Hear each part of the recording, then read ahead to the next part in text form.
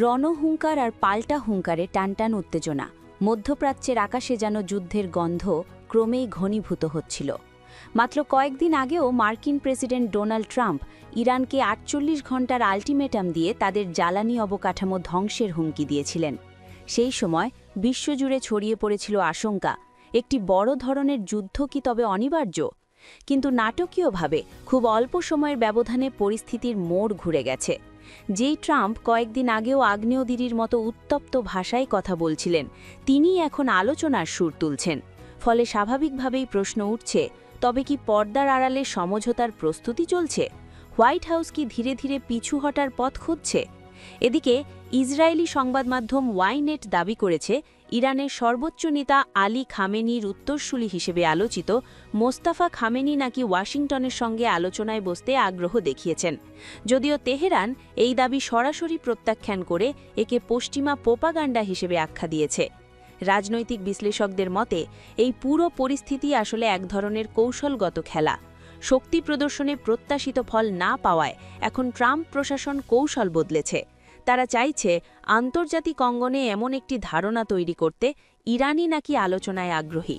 এতে করে মনস্তাত্ত্বিক চাপ তৈরি করা সম্ভব হবে।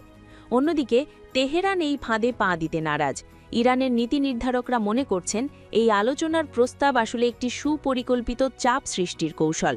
বিশেষ করে বিশ্ববাজারে তেলের দামের ঊর্ধ্বগতি এবং স্ট্রেইট অফ হরমুজের অস্থিতিশীলতা ওয়াশিংটনের জন্য বড় দুশ্চিন্তার কারণ হয়ে দাঁড়িয়েছে। এই পরিস্থিতিতে যুক্তরাষ্ট্রের আরেকটি কৌশল সামনে আসছে, ইরানের অভ্যন্তরে বিভাজন তৈরি করা। মার্কিন পক্ষ থেকে ইঙ্গিত দেয়া হয়েছে, ইরানের সংসদ স্পিকার মোহাম্মদ বাগের গালিবাফ মধ্যস্থতাকারীর ভূমিকা নিতে পারেন। কিন্তু গালিবাফের দপ্তর এই দাবিকে সম্পূর্ণ ভিত্তিহীন বলে উড়িয়ে দিয়েছে। তাদের ভাষ্য, যুক্তরাষ্ট্রের সঙ্গে কোনো গোপন বৈঠক হচ্ছে না, এমনকি ভবিষ্যতেও এমন কোনো পরিকল্পনা নেই। বরং ইরানের অভ্যন্তরে অনেকেই মনে করছেন, এই মুহূর্তে আমেরিকার সঙ্গে সমঝোতা করা মানেই আত্মসমর্পণের শামিল। ফলে তেহরানের অবস্থান এখনও অনড়। তবে কূটনৈতিক তৎপরতা থেমে নেই। ওমান এবং পাকিস্তানের মতো দেশগুলো পর্দার আড়ালে মধ্যস্থতার চেষ্টা চালিয়ে যাচ্ছে।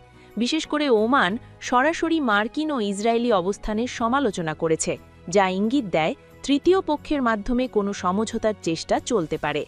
বিশ্লেষকদের মতে যুক্তরাষ্ট্র এখন তিনটি প্রধান কারণে আলোচনার দিকে ঝুঁকছে। প্রথমত, সামরিক শক্তি পুনর্গঠনের জন্য একটি কৌশলগত বিরতি প্রয়োজন। দ্বিতীয়ত, ট্রাম্প প্রশাসন চাইছে এই সংঘাতের একটি গ্রহণযোগ্য সমাপ্তি টানতে, যাতে রাজনৈতিকভাবে দুর্বল না দেখায়।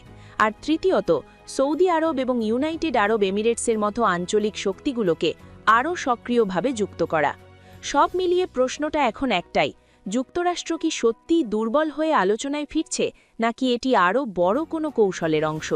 কারণ ইতিহাস বলে, কেবল পরাজিত পক্ষই আলোচনায় বসে এমন নয়। তবে এটাও সত্য, যদি কোনো পক্ষ সম্পূর্ণভাবে প্রভাবশালী অবস্থানে থাকে, তাহলে তারা সাধারণত আলোচনার জন্য এতটা আগ্রহ দেখায় না। ইরান এখনও তাদের অবস্থানে অনড়। সময়ের সাথে সাথে তারা নিজেদের কৌশল আরও শক্ত করছে। অন্যদিকে যুদ্ধের খরচ বাড়ছে, আন্তর্জাতিক চাপও বাড়ছে যুক্তরাষ্ট্রের ওপর। এই জটিল ভূ-রাজনৈতিক নাটকের শেষ কোথায়, তা এখনও স্পষ্ট নয়। তবে একটি বিষয় পরিষ্কার, হোয়াইট হাউসের আগে সেই কঠোর অবস্থান এখন অনেকটাই নরম হয়েছে।